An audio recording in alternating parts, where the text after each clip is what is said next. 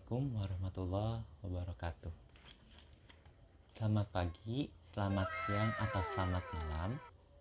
Kami ucapkan salam sejahtera untuk kita semua. Di video kali ini kami akan membahas materi bab 5 dalam buku Manajemen Sumber Daya Manusia ciptaan Dr. Retno Purwani Setianingrum, SMM, yang berjudul Manajemen Strategik Sumber Daya Manusia dan Kartu Nilai Sumber Daya Manusia. Sebelum ke materi atau sebelum lebih jauh lagi, kami ingin mengucapkan terima kasih terlebih dahulu kepada Ibu Dr. Retno Purwani Setianingrum, SMM, selaku dosen pengampu mata kuliah Manajemen Sumber Daya Manusia ini, dan juga sebagai pencipta buku ini, karena telah memberikan kemudahan kepada kami para mahasiswa untuk belajarnya. Dan kepada teman-teman mahasiswa juga atau penonton video ini, kami mengucapkan banyak-banyak terima kasih telah menonton video ini, dan kurang dan lebihnya bisa dituliskan di komentar. Oke, sebelum ke pembahasan, lebih baik kami harus lebih tahu dulu siapa sih yang bicara di video ini, siapa saja kelompok saya atau kelompok kami. Yang pertama, saya sendiri, Adam Aryansa Firdaus, dengan NIM 1120100066. Nama saya Yuliani dengan NIM 11201111. Saya Dede Indriani dengan NIM 112010-264.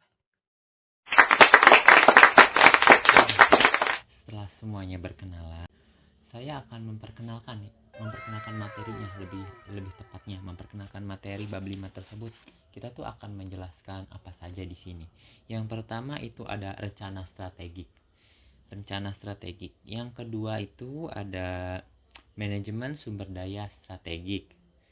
Yang ketiga itu 3 komponen dasar sistem sumber daya manusia yang berorientasi pada strategi.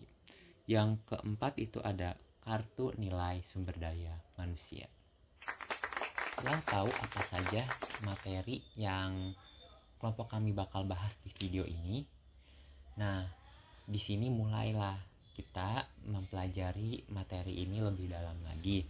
Dalam video kali ini akan dibagi beberapa pemateri. Yang pertama, itu Dede Indriani akan menjelaskan materi 1 dan 2, yaitu rencana strategi dan manajemen sumber daya strategi. Materi yang kedua akan dijelaskan oleh saya sendiri, yaitu tentang 3 komponen dasar sistem sumber daya manusia yang berorientasi pada strategi. Dan yang terakhir, pemateri terakhir, yang ketiga, akan membahas materi yang keempat, yaitu kartu nilai sumber daya manusia. Oke, langsung saja pemateri pertama, Dede Indriani, untuk membahas materi 1 dan 2, waktu dan tempat kami persilakan. Baik, terima kasih kepada moderator. Langsung saja kepada pembahasan materi, yaitu yang berjudul Manajemen Strategik Sumber Daya Manusia dan Kartu Nilai Sumber Daya Manusia.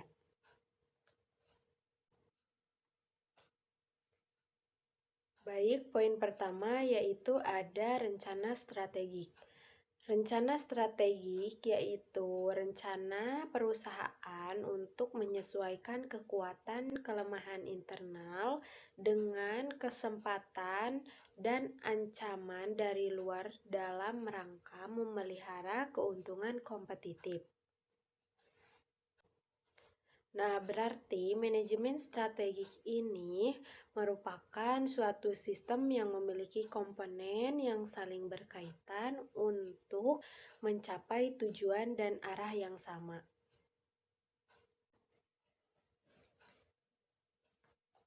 Nah, selanjutnya yaitu ada tantangan dasar dalam memformulasikan strategi sumber daya manusia. Yang pertama, keharusan mendukung produktivitas dan upaya peningkatan kinerja perusahaan. Dan yang kedua, karyawan memainkan peran yang makin luas dalam usaha perbaikan kinerja pengusaha. Yang ketiga, sumber daya manusia harus terlibat lebih jauh dalam mendesain atau tidak hanya melaksanakannya rencana strategik perusahaan. Nah, selanjutnya yaitu ada proses manajemen strategis. Yang pertama, mendefinisikan visi dan misi perusahaan. Nah, setiap organisasi pasti mempunyai visi, misi, dan tujuan ya.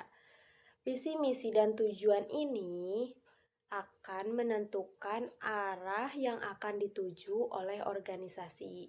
Tanpa adanya visi, misi, dan tujuan, maka kinerja organisasi akan berjalan acak dan kurang jelas.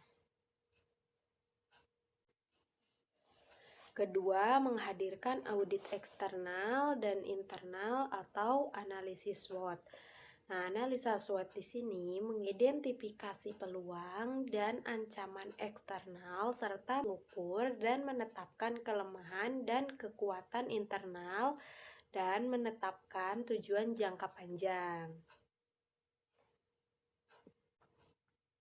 Nah, yang ketiga, menerjemahkan misi ke dalam tujuan strategik. Menerjemahkan misi ke dalam tujuan strategik yaitu agar tujuan organisasi tersebut berjalan dengan jelas. Nah, yang keempat, memformulasikan strategi untuk mencapai suatu tujuan. Di sini berarti membuat misi, menentukan kekuatan dan kelemahan internal, mengidentifikasi peluang dan tantangan eksternal, serta mengambil keputusan strategis pilihan termasuk kegiatan yang dilakukan pada tahap formulasi. Termasuk juga pembahasan terkait bisnis baru yang akan dijalani atau bisnis yang akan dihentikan. Nah, yang kelima, mengimplementasikan strategi. Pada tahap ini, kita harus menentukan sasaran, tujuan, mengelola kebijakan, dan semua sumber daya, serta memotivasi pegawai, membangun kultur yang mendukung strategi, dan menciptakan struktur organisasi yang efektif. Nah, itu juga termasuk ke dalam tahap implementasi. Nah, yang terakhir, mengevaluasikan kinerja. Mengevaluasikan kinerja penilaian yang dilakukan secara sistematis untuk mengetahui hasil pekerjaan karyawan dan kinerja organisasi. Nah, selanjutnya ada 3 tingkatan perencanaan strategi. Pertama, strategi korporasi, yaitu strategi korporasi ini strategi yang mencerminkan seluruh arah perusahaan yang bertujuan menciptakan pertumbuhan bagi perusahaannya. Nah, strategi korporasi ini terbagi lagi menjadi beberapa bagian. Yang pertama, ada strategi diversifikasi. Strategi diversifikasi ini apa sih? Nah, di sini saya akan membahas satu persatu, yaitu strategi diversifikasi ini usaha meningkatkan atau menambah hasil pertanian dengan cara memperbanyak jenis-jenis tanaman pada suatu lahan pertanian. Contohnya menanam secara bersama-sama ubi kayu, kedelai, jagung di atas lahan yang sama. Nah, yang kedua, strategi integrasi vertikal. Strategi integrasi vertikal yaitu penggabungan antara perusahaan-perusahaan yang beroperasi pada tahap-tahap produksi yang berbeda-beda. Contohnya, sebuah pabrik baja mengambil alih atau bergabung dengan perusahaan biji besi, perusahaan minyak goreng melakukan integrasi dengan perkebunan kelapa sawit, dan sebagainya. Yang ketiga yaitu strategi konsolidasi. Strategi konsolidasi yaitu sebuah kondisi di mana dua perusahaan atau lebih melebur menjadi satu untuk menghasilkan perusahaan yang baru. Contohnya, perusahaan yang merupakan hasil konsolidasi yaitu Bank Mandiri hasil konsolidasi dari Bank Bumi Daya atau BBD. Nah, yang terakhir, strategi perluasan geografis. Nah, strategi perluasan geografis yaitu sebuah proses penyusutan dunia yang di dalamnya jarak semakin pendek dan hal-hal bergerak lebih dekat. Selain itu, globalisasi juga terkait dengan kemudahan yang semakin meningkat, bahwa seseorang di belahan dunia ini dapat berinteraksi saling menguntungkan dengan seseorang di belahan lain. Nah, berarti dapat disimpulkan bahwa globalisasi ini merupakan proses perubahan yang melibatkan bidang politik, geografi, dan teknologi yang mampu mengintegrasikan keseluruhan belahan wilayah dunia sehingga memperpendek dan mempersingkat jarak dan waktu.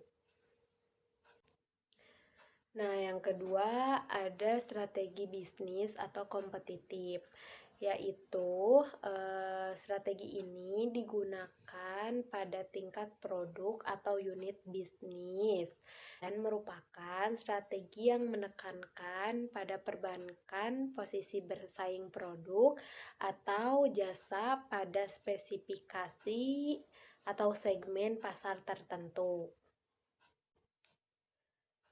Nah, terdapat 3 macam strategi yang bisa digunakan pada strategi tingkat bisnis ini.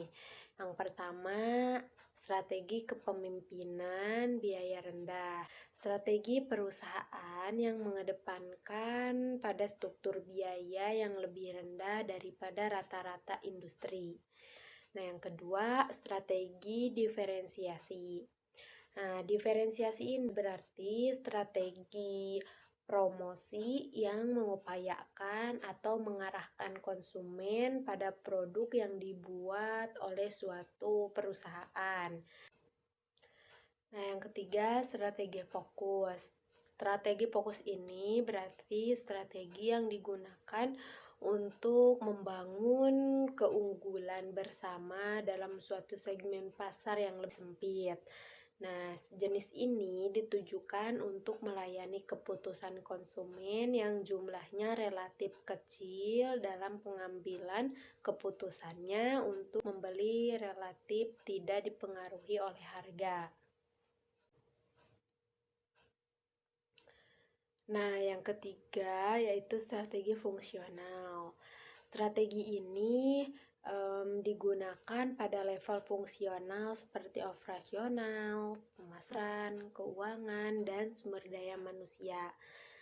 Strategi ini mengacu pada 2 tingkatan strategi sebelumnya yaitu strategi korporasi dan strategi bisnis. Nah, terdapat 2 strategi yang bisa digunakan pada strategi tingkat ini, yaitu yang pertama, strategi manajemen sumber daya manusia.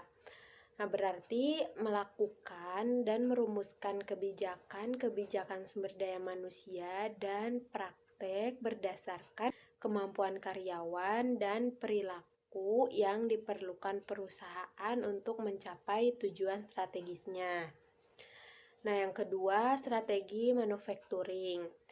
Strategi manufacturing ini berarti cabang industri yang mengoperasikan peralatan, mesin, dan tenaga kerja dalam suatu medium proses untuk mengolah bahan baku, suku cadang, dan komponen lain untuk diproduksi menjadi barang yang memiliki nilai jual.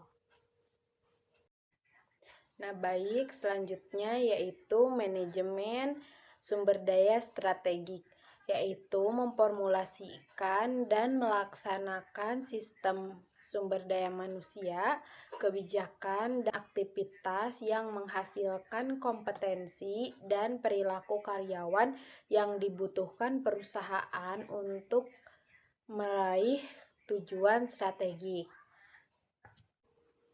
Nah, jadi Manajemen sumber daya manusia strategik yaitu serangkaian keputusan dan tindakan yang digunakan untuk merumuskan dan melaksanakan strategi yang memungkinkan kesesuaian antara perusahaan dan lingkungannya sehingga dapat mencapai tujuan organisasi.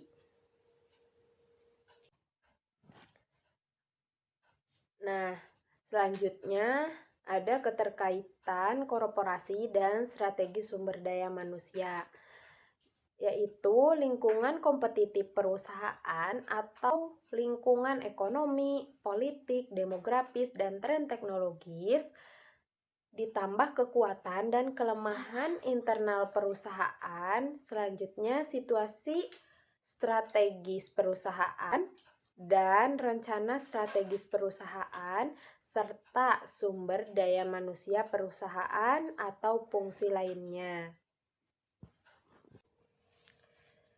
Nah, jadi korporasi itu perusahaan atau badan usaha yang sangat besar atau beberapa perusahaan yang dikelola dan dijalankan sebagai satu perusahaan besar.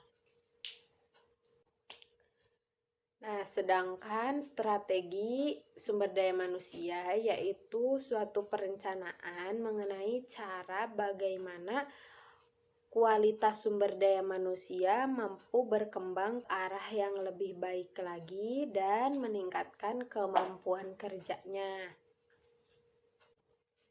Nah, jadi keterkaitan korporasi dan strategi sumber daya manusia yaitu agar kualitas sumber daya manusia ini mampu berkembang ke arah yang lebih baik lagi dan menjadikannya perusahaan yang lebih besar. Nah, selanjutnya yaitu ada peran manajer sumber daya manusia dalam perencanaan strategik. Yang pertama, melaksanakan strategi, aktivitas, kebijakan, dan strategi departemen sumber daya manusia harus berkaitan dengan strategi kompetitif dan korporasi perusahaan. Nah, jadi pada tahap ini mengharuskan perusahaan untuk menetapkan sasaran tahunan, membuat kebijakan, dan memotivasi karyawan. Dan yang kedua, memformulasikan strategi, identifikasi, analisis, dan keseimbangan antara kesempatan dan ancaman dari luar dengan kekuatan dan kelemahan internal. Nah, berarti formulasi strategi ini yaitu tujuan atau goals untuk mengetahui apa yang ingin dicapai oleh unit bisnis. Nah, sedangkan strategi yaitu rencana permainan untuk mencapai suatu tujuan. Baik, materi selanjutnya akan disampaikan oleh rekan saya. Terima kasih kepada Dede Indriani yang telah menjelaskan materi 1 dan 2. Selanjutnya, materi ketiga atau 3 komponen dasar sistem sumber daya manusia yang berorientasi pada strategi akan dijelaskan oleh saya sendiri. Dalam materi ketiga ini, terdapat 3 komponen dasar sistem sumber daya manusia yang berorientasi pada strategi. Di antaranya adalah yang pertama, fungsi sumber daya manusia adalah profesional sumber daya manusia atau tenaga kerja dengan kompetensi manajemen strategis. Yang kedua, sistem sumber daya manusia adalah kebijakan dan kegiatan di dalam organisasi sumber daya manusia yang tersusun secara strategis. Yang ketiga itu ada perilaku karyawan, adalah kompetensi, nilai, motivasi, dan perilaku karyawan yang dibutuhkan oleh rencana strategis perusahaan. Nah, dapat dijelaskan bahwa 3 komponen tadi, yang pertama itu fungsi sumber daya manusia, itu adalah profesionalitas sumber daya manusia yang kompeten atau yang memiliki kompetensi manajemen strategis, itu maksudnya. Terus sistem sumber daya manusia itu kebijakan dan kegiatan sumber daya manusia atau tenaga kerja itu yang setelah disusun secara strategis oleh manajemen strategis. Terus yang ketiga itu perilaku karyawan. Kompetensi, nilai, motivasi, dan perilaku karyawan yang dibutuhkan oleh rencana strategis. Jadi bukan hanya kompetensinya saja atau motivasi dalam bekerjanya saja. Apabila di dalamnya tidak terdapat kompetensi, nilai, dan perilaku yang baik, itu mungkin perusahaan akan susah menerimanya. Jadi karena perusahaan itu membutuhkan karyawan yang memiliki keahlian atau kompetensi, nilai, motivasi dalam bekerja, dan perilaku karyawan untuk rencana strategis perusahaan. Itu. Nah, dalam materi ketiga ini juga ada materi menerjemahkan strategi ke dalam kebijakan dan praktik sumber daya manusia. Dalam melakukan penerjemahan strategi ke dalam suatu kebijakan dan praktik sumber daya manusia itu mencakup yang pertama, mengformulasikan strategi bisnis, yang kedua itu mengidentifikasi persyaratan tenaga kerja, yang keempat itu memformulasikan kebijakan dan aktivitas sumber daya manusia, yang terakhir yang keempat itu mengembangkan pengukuran kartu nilai sumber daya manusia. Maksud dari yang 4 tadi yaitu yang pertama itu memformulasikan strategi bisnis. Maksudnya, formulasi strategi atau perumusan strategi adalah tugas memilih strategi yang mendukung terciptanya keunggulan kompetitif. Ini adalah bagian dari proses manajemen strategis yang menyangkut pilihan strategi dalam hal di mana dan bagaimana berkompetisi.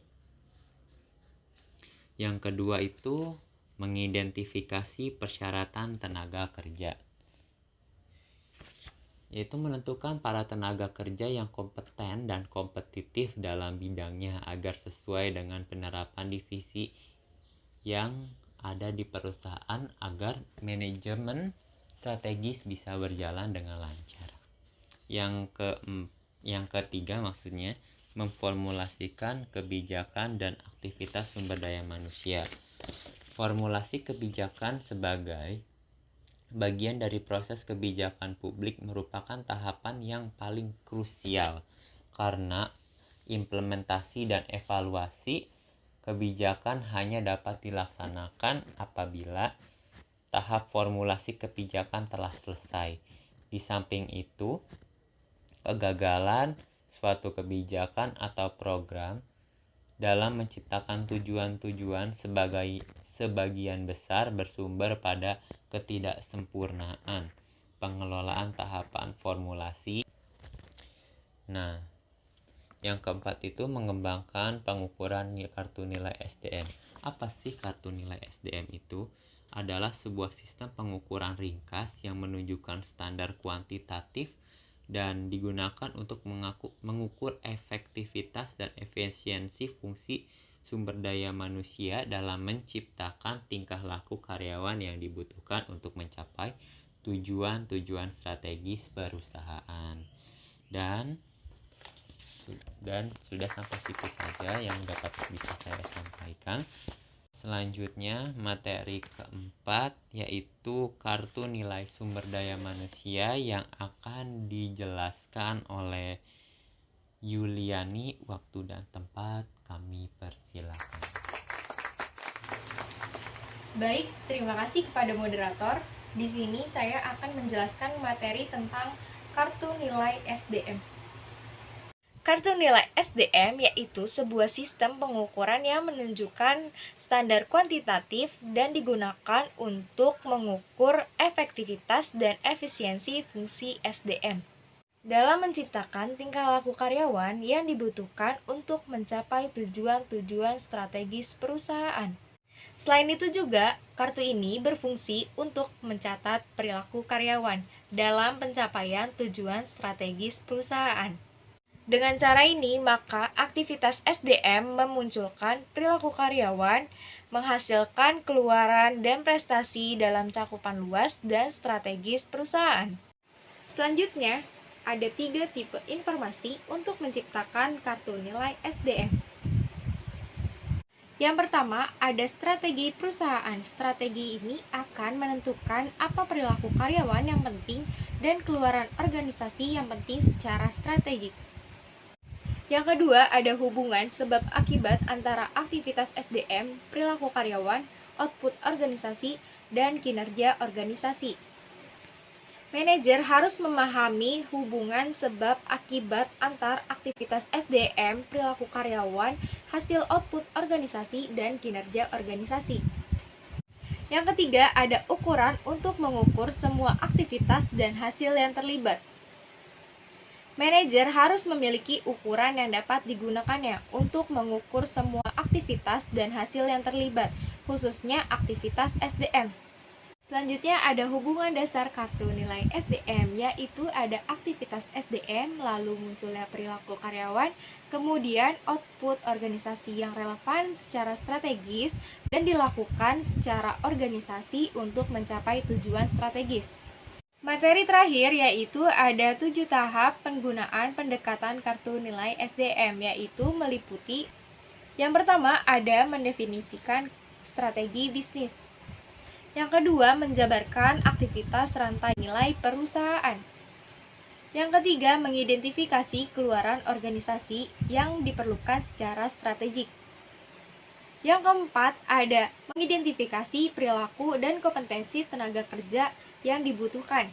Kelima, mengidentifikasi aktivitas dan kebijakan sistem SDM yang relevan secara strategik. Keenam, mendesain sistem pengukuran kartu nilai SDM.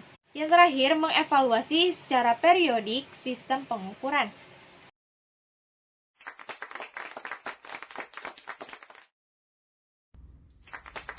Terima kasih kepada Yuliani telah menyampaikan materi yang terakhir. Mungkin itu saja dari kami penyampaian materi. Semoga dapat dipahami oleh semua teman-teman. Dan kami ucapkan terima kasih kepada penonton dan kepada Ibu Dr. Retno Purwani Setianingrum, SMM, selaku dosen pengampu. Kami ucapkan terima kasih. Kurang lebihnya mohon maaf. Wabillahi taufiq wal hidayah. Wassalamualaikum warahmatullahi wabarakatuh.